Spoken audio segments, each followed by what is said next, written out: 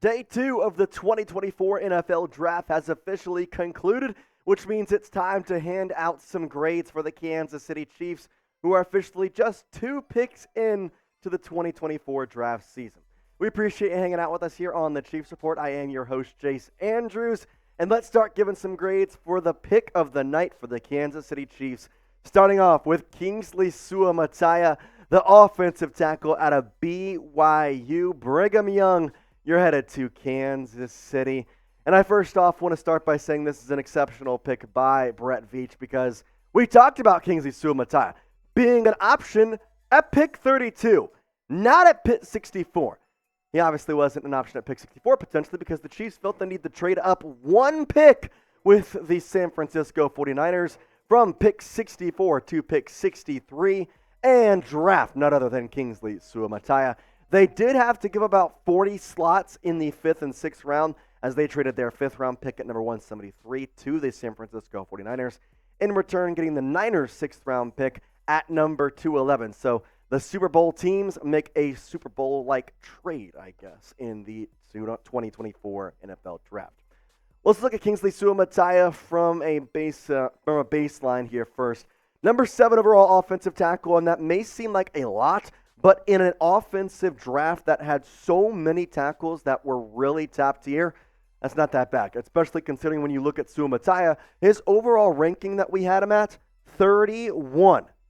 That's pretty dang freaking good, the fact that you got him at 63. You're talking 32 picks after what we had him at is where you got him. Yeah, I'm taking that every single day and twice on Sunday. Absolutely love what Suamataia brings to the table. He is very much the typical build of an offensive tackle. His arms have a very good wingspan, so he's going to be able to stop those edge rushers from getting around him pretty easily. I think he is a little bit shorter than most tackles, but that's nothing that's that big a deal. His big thing is he is a very powerful run blocker, and I think that is a very big thing to look into. Although his run blocking PFF grade wasn't the best thing on planet Earth, it is something to note that he can get downhill with the best of them, and that way Isaiah Pacheco will have holes. The one concern with Kingsley Suamataia, I don't think he's as refined as some of the top-tier tackles we saw go in this draft, like Joe Alt or maybe Olu Fashanu. His technique needs to be improved. However, I do think that's going to be a pretty easy thing to fix with Kansas City and the coaching staff they do have. They've been pushing out pretty good offensive lines over the past couple years. Obviously, they had that 1 year with the Buccaneers in the Super Bowl, which we won't talk about. But still, past that season, it's been great. You talk about an offensive line that already heralds Creed Humphrey, Trey Smith, Joe Downey, and to some extent, Jawan Taylor. I know the penalties were bad. But however, when he was on the field, when he was healthy, when he wasn't committing penalties, Jawan Taylor was actually a really, really good pass blocker. And so, with Kingsley Suamataia, it's going to be a very key instance here for him to come in and learn those techniques, to learn from the Kansas City Chiefs, and to hopefully be able to then push the agenda and potentially become one of the top offensive tackles. Speaking of the top offensive tackles, Wanya Morris is the guy he will be potentially replacing. I know that is something that has been debated. If you want to go straight facts here, Brett Veach did mention the situation in the pre-draft plan. He talked about what their plan was with offensive tackle. We knew that wide receiver and offensive tackle were the top 2 needs for the Kansas City Chiefs. They got the wide receiver off the bat with Xavier Worthy. Kingsley Suamataia will now challenge Wanya Morris.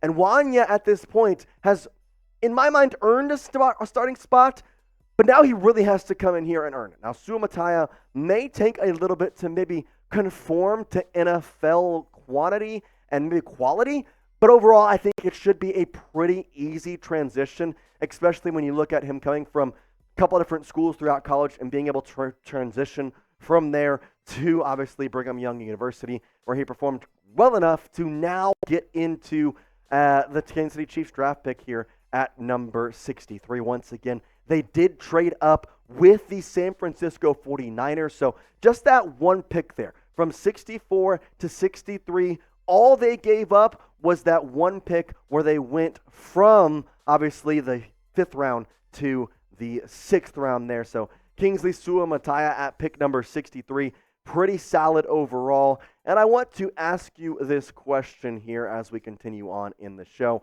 Grade the pick of Kingsley Suamataia, A, B, C, D, or F? How are we feeling about Kingsley? A, B, C, D, or F? A being a great pick, F being a horrible pick, B being above average but not great, C is average, D is below average. I'm going to give you my answer here in just a little bit, but I want you to get in the comment section on this one and let me know what you are thinking, because this is certainly a pick that I certainly like, but I want to know your opinion. I'm going to give him a 100% A+. Kingsley Suamataia is a guy that you looked at in the first round, and I will admit, I said it yesterday, I was scared of them drafting him at 32. It wasn't because he wasn't deserving of that. I just didn't want an offensive lineman selfishly. I wanted a wide receiver like Xavier Worthy because I thought the offensive tackle class was going to be better later on. Turns out it was even better than we thought as Suamataia falls all the way to 63. I'm going A+ all the way with Kingsley. You had to trade up one pick for him. Heck freaking yeah. Here's why it's also an A+. This offensive line for the Kansas City Chiefs has been really, really solid throughout the past 2 or 3 years. Downey, Creed Humphrey, Trey Smith, obviously the new addition of Jawan Taylor and Donovan Smith last year. But now with Donovan Smith out, you're expecting him not to be re-signed officially now as you drafted Kingsley Suamataia. And Wanya Morris, the left tackle position right now, is the starter. Well, guess what? That's where Kingsley Suamataia comes in. And I talked about his run block PFF grade not being great. His pass block PFF grade, though, exceptional at 86.1. And I do feel as though he can do whatever you need him to do. Did play right tackle in college. I do want to say that. And I know that that is something that people maybe look at and think, well, is that a bad thing? Not at all. It's not a bad thing whatsoever. In theory, it's not that hard to switch from right to left. And on top of which, should you ever need him to play right tackle, say Jawan Taylor gets hurt, the penalties start flooding in, you have a guy who can do that. An overall PFF rank of 67.5 is also really, really solid. So I think Kingsley Suamataia fits in with a lot of different facets. This show is made possible by Mando. With summer right around the corner, I can use a deodorant that can handle the heat. Mando is clinically proven to work hard all day, as Mando stops odor at the source instead of covering up BO with heavy fragrances by stopping the stink from happening in the first place. Mando's starter pack is perfect for new customers. It comes with a solid stick deodorant, cream tube deodorant, 2 free products of your choice like Medi body wash and deodorant wipes, and free shipping. Created by a doctor, Mando's whole body deodorant is powerful enough for the toughest body odor, but gentle enough to use everywhere, allowing you to put Mando in all those tough to clean crevices. I'm telling you, I use Mando pretty much every day. It's very easy. I've got these nice deodorant wipes. Once again, you get it in the starter pack by clicking and predicting your 2 ones. Also, one of my favorite ones, Bourbon Leather Body Wash. Again, it's honestly the best smelling fragrances out there, and it's super easy to put on everywhere on your body. Plus, their starter pack, again, it's perfect for new customers. And the best part about it, new customers can get $5 off a starter pack with our exclusive code. Now, that equates to over 40% of your starter pack's cost. All you got to do, use code CHAT at shopmando.com. So once again, you see it there, code CHAT. We're going to have that link in the comments and the description of this video. Go to shopmando.com using code CHAT. You're going to get $5 off that starter pack. Take advantage of it now. And hey, if you don't think you smell that bad, I guarantee you there's someone that probably could use Mando. Why not get it for them? Let's talk about Kingsley Suamataia and why I think it's perfect. He was a round 1 grade. I want to continue to preface this that you are basically the second to last pick. You were the last pick in the second round, and you got this guy at that slot. Offensive tackle who was once again projected to be in the top 32. We had them as the 31st overall best prospect, and you get him at 32. It's an exceptional pick, and I do feel as though with Suamataia, he is going to be the perfect plug-and-play guy. Should they not trust Wanya Morris? Should they not want Wanya Morris to be the one to come in here and make that transition? Guess what? Kingsley Suamataia can do it relatively simple and relatively easy. Dane Brugler talked about Suamataia and said, quote, Suamataia is still very young and lacks refinement in several areas, but his blend of size, mobility, and core power are the foundation of a scheme-diverse NFL starter. He will require a patient coaching staff who can ease his transition to the pro level. His grade was a second rounder, number 40 overall. End quote. Make sure you're subscribed here on the Chiefs Report by Chat Sports because we have the best NFL draft coverage from top to bottom, rounds 1 through round 7, pick 1 through pick 252. We got you covered for every single Kansas City Chiefs pick. Obviously, day 2 now over, but we got still 4, 5, and 6, and 7, all those rounds coming up tomorrow. We will have a full grade and a full analysis on that throughout the day. So make sure you're sticking around with us. I promise you will not regret it by hitting that subscribe button, youtube.com/ChiefsTV. This was not the first trade up for Brett Veach in the 2024 NFL Draft, because if you remember, in the first round, he actually made a very aggressive trade as he wanted somebody, and he said, I'm going to go get him. And in fact, he traded with a former partner who, well, may or may not have gotten the Kansas City Chiefs Patrick Mahomes. That's right, the Buffalo Bills once again made a trade with the Kansas City Chiefs, exchanging first-round picks as the Chiefs moved up 4 slots to number 28. Bills moving down to 32, they would end up moving down to 33 after all. And then the only thing that really strikes me here, because the Chiefs moved back about 20 slots or so in the 7th round, the big one was the 4th and 3rd round pick swap, as you gave them the 95 overall, and then you got the number 133 overall in the 4th round. So obviously only had one day 2 pick instead of 2, as you maybe would have expected. So, hey, I think it kind of worked out, especially when you get Xavier Worthy, who I think is a top-tier wide receiver. And fun fact now, look at his overall ranking that we have him, 32. So you're saying the Chiefs, with picks 28 and 63, got the overall prospects 31 and 32, and the number 7 overall wide receiver and the number 7 overall offensive tackle. Don't know about you, that seems like a Brett Veach masterclass to me, and Xavier Worthy fit the bill for the Kansas City Chiefs because the wide receiver room, not lacking now. You've got speed, you've got ability, and you've got a guy who is ready to go and attack like anybody else and play with Patrick Mahomes. Obviously, the fastest guy in the NFL, as he set the NFL Combine record with a 4.21 40-yard dash. And it's not just the speed at the Combine, it's the speed on the film as well, and the way he plays, he can do it. He really is great at bursts, and you saw it throughout the college football season. If you watch Texas, he can get the ball and he can get yak yardage, so he knows what to do. I think the only thing that was really maybe a little bit of a downside to him, his catching ability and his strength. I think he is not the best at 50-50 balls. However, it's Patrick Mahomes. 50-50 balls do not really turn to that. They kind of fall in your hands. It's just about if Xavier Worthy can pull them in. So we'll have to see with that.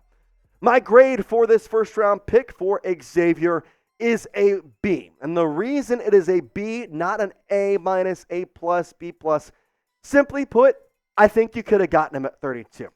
Now, we won't know that because there was a couple of wide receivers that were selected after the fact, and maybe, just maybe, he was going to be taken by one of those teams. But I would have rather just maybe try and see what's there. I'm not too upset about it. You got 4 picks, and you traded away a 3rd-round pick to get a 4th-round pick. It's not that big a deal. Dane Brugler also talked about Xavier Worthy, saying, quote, Worthy doesn't have ideal size, toughness, or play strength, but his dynamic speed and playmaking instincts make him a threat as both a wide receiver and a return man. Brett Veach has already said he will be a part of that threat as well. He doesn't have the body of work of Deshaun Jackson, but he teases similar flashes. His grade was a 2nd to 3rd round guy at number 50 overall, so a little bit of a lower level for Dane Brugler. Over 1,000 yards in 2023, though, and you talk about A.D. Mitchell and Xavier Worthy and which Texas wide receiver the Chiefs wanted to take. They like speed. What can I say? And the stats did favor in terms of yardage Xavier Worthy. The touchdowns were better for A.D. Mitchell, but you have Travis Kelce. You don't really need somebody who is going to be the touchdown scorer. And that's not to say Xavier Worthy can't be that guy. We saw him multiple times in red zone opportunities, make guys miss, and really off the line of scrimmage, he can make a couple good moves. So I think it really fits in well. And I think he's going to really come in and be a plug and play for the Kansas City Chiefs, especially when you consider how many times this happened where the Chiefs have selected or taken or signed or found a wide receiver with speed. It just fits the bill, and it's something that we have constantly been looking at for the past 4 or 5 years now. Brett Veach, he's got a thing for speed. Here's the 2 picks that the Chiefs have come away from after day 2. So rounds 1 through 3 obviously did not have the round 3 pick with the trade with Xavier Worthy. So round 1 pick 28, Xavier Worthy, like I mentioned, number 32 overall prospect. And then Kingsley Suamataia at number 63. He was the number 31 overall prospect. So with that being said, up until this point, I'm going to give the Kansas City Chiefs an A-. And again, the only reason it's an A- and not an A+ is specifically just because you could have probably gotten Xavier Worthy at 32. And if Xavier Worthy wasn't at 32, A.D. Mitchell would have been there, and you would have gotten Kingsley Suamataia still at 63. It's obviously, you question it, you wonder it. I'm happy with Xavier Worthy. I'm happy with Kingsley Suamataia. I'm ready to rock in 2024 with just those two guys, and we still got a couple of picks tomorrow to kind of add to this team. Speaking of tomorrow, let's look at the best available, as there's some absolute dudes on this squad, and a couple of guys that I think the Chiefs would be absolutely splendid to receive. Number one is Troy Franklin. I think given you have Xavier Worthy, you're probably out on him. Jaden Hicks is a safety from Washington State that I just don't think is worth the pick in round 4. Jalen Wright, you're not going running back. That's not, at least not in round 4 just yet. I think that's a round 5, round 6 pick. TJ Tampa, kind of crazy. Tampa was potential early round 2 guy. It's going to be round 4 tomorrow. He's not picked, as we have him as the number 61 overall draft prospect. Jatavion Sanders. Here's the guy that I would like, because then you get your tight end. I wanted Ben Sinnott. He was taken today. Jatavion, I think, is better than Ben Sinnott. That's just straight facts. Although I wanted Ben Sinnott, you get Jatavion, whoo, watch out. Brandon Dorless, the defensive tackle from Oregon, would also not be a bad selection. I did say this morning, if you watched that video, he's a 4th-round guy for me, so fits the bill there. Malik Washington from the University of Virginia, a good wide receiver. Braylon Allen, that's the running back I would like. Perfect world, you use your first, you use a 4th-round pick on Braylon Allen, and then you still have Jatavion Sanders in the 5th. Obviously, trading away that 4th-round pick, though, I don't really know exactly where the picks stand as we sit right now. Kind of lots of moving pieces. 9 through 16, here's what we got. Christian Mahogany, offensive guard from Boston College. You're good there. You got an offensive line. You got your offensive line when you need.